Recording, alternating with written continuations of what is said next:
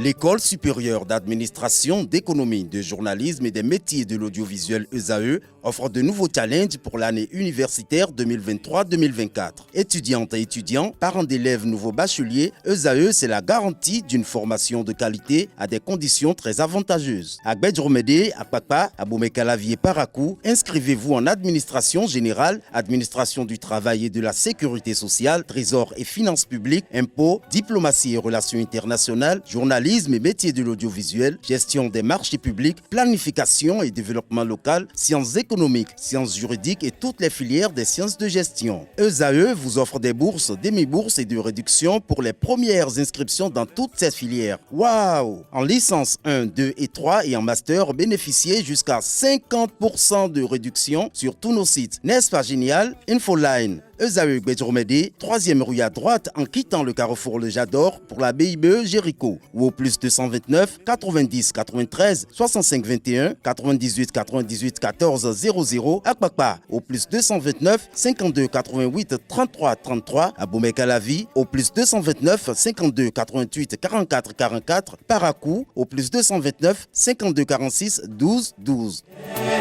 ESAE, l'excellence à un an.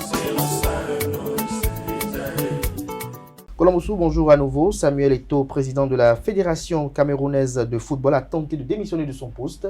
Exactement, bonjour Kader, chers internautes, bonjour. Hier, lundi 5 février 2024, s'est tenue une réunion d'urgence du comité exécutif de la Fédération camerounaise de football à Yaoundé.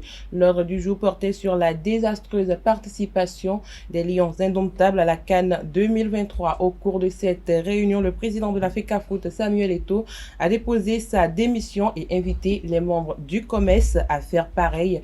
Une démission finalement rejetée par les membres du comité exécutif qui lui renouvellent leur confiance pour poursuivre son mandat à la tête de la Fédération camerounaise de football. L'ancienne star du FC Barcelone poursuit donc son mandat qui s'achève en 2025. Le sélectionneur adjoint de l'équipe nationale du Cameroun a annoncé sa démission de son poste à ses collaborateurs et à certains joueurs.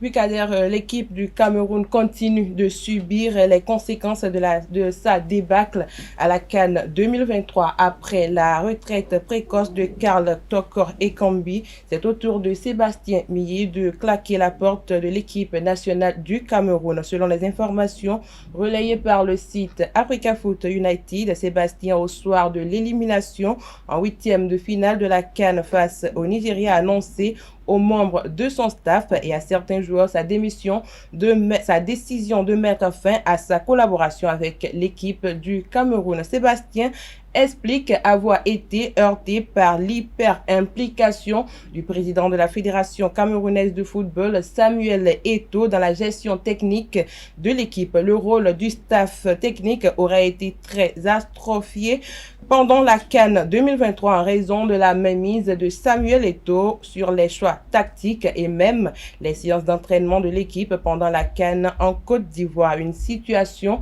qui a poussé le technicien français à annoncer à son entourage professionnel sa décision de quitter son poste. Sébastien Millet, âgé de 51 ans, avait été nommé au poste d'entraîneur sélectionné adjoint de l'équipe du Cameroun en début d'année 2022 avec pour sélectionneur en chef Rigobertson. Après une carrière de football professionnel en France, puis en Angleterre, il commence une carrière d'entraîneur principalement en tant que adjoint, d'abord de Jean-Pierre Papin, puis de Claude Leroy dans différentes sélections nationales. Il obtient en 2017 un premier poste de sélectionneur pour le Congo, puis le Kenya en 2018 et la Guinée équatoriale entre 2019 et 2020. Tout le Nigeria retient son souffle actuellement pour Victor Osimhen, absent à l'entraînement hier soir. C'est une nouvelle qui fait trembler le Nigeria à 2 jours nous sommes déjà à une journée, puisque les demi-finales sont pour demain de la CAN 2023.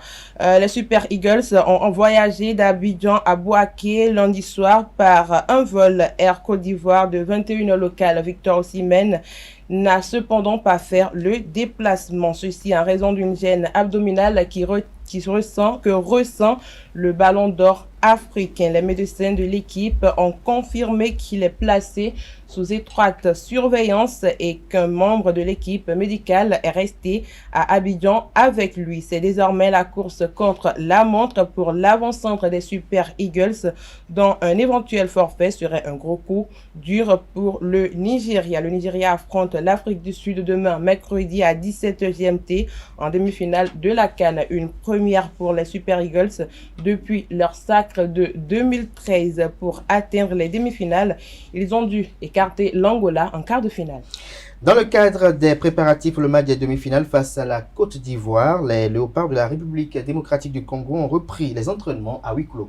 Oui, le challenge est plus compliqué, j'y arrive face à une équipe des éléphants plus que déterminée à remporter sa CAN. La bande de Sébastien, consciente de l'enjeu, s'est remise au travail après une journée de repos, mais préfère la discrétion. Il s'entraîne hors des projecteurs et loin du public. L'objectif est d'être mieux concentré pour peaufiner la stratégie contre la tactique d'Hermès Faye. Les séances se font la nuit. Le sélectionneur sera en conférence de presse d'avant-match en compagnie du milieu défensif Charles Piquel ce mardi.